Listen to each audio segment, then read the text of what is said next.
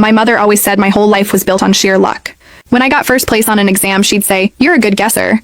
When I won a gold medal, it was, "The judges must have been blind." When I was accepted into Kingston University, she told everyone we knew, "The girl has no real talent. She's just lucky." So on my first day of school, she handed me a book of scratch-off tickets. "Since you're so lucky," she said with a thin smile, "you can rely on luck for your living expenses. You get one book per semester. Whatever you scratch is what you get. That's fate. And just to make sure you don't come crying to me when you're broke, I'm blocking you. I'll add you back next semester." And with that, ignoring my desperate pleas on the other end of the line, she blocked all of my numbers. Left with no other choice, I started scratching 2 tickets a day. On a good day, I'd win $20, maybe $50. Most days, I won nothing. I survived by secretly fishing my roommate's expired cookies out of the trash can. During the last week of the semester, I was severely anemic. As I used the last of my strength to scratch the final ticket, I had to laugh. My mother was right. I really was lucky. My vision swam with black spots. Everything had a double image. The book of $5 scratch-offs my mother had given me was like a countdown to my own demise, and only one ticket remained.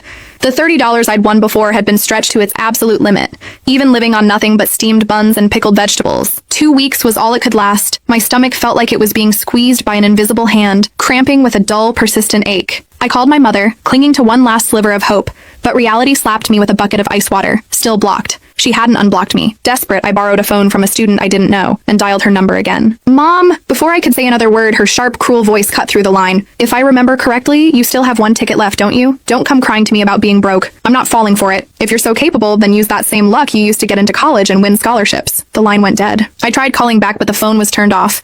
The last scratch-off ticket felt heavy in my hand. I was terrified to scratch it, terrified that it would be another loser. When I started the semester, I was a healthy weight. Now I was severely malnourished.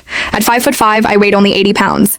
The veins showed blue through my translucent skin. I got back to my dorm room. It was empty. My steps were unsteady as I shuffled toward the trash can. It had become a habit, checking to see if my roommates had thrown out any leftovers or expired food. It was how I had survived most of the semester. Just as I started digging through the trash, the door swung open. "Ugh, Zoe, are you digging through the trash again?"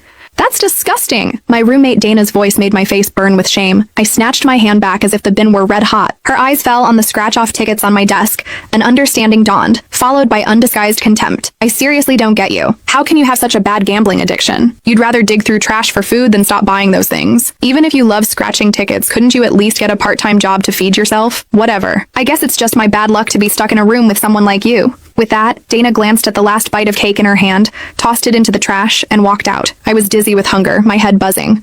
I didn't have the energy to wonder if her act was one of pity or humiliation. I pounced on the trash can like a starving animal and retrieved the piece of cake. I devoured it, shoving it into my mouth. Hot tears streamed down my face, mixing with the cake crumbs, creating a taste that was both salty and bitter. I couldn't blame her for thinking that. She didn't know that before school even started, my mother had printed flyers with my face on them,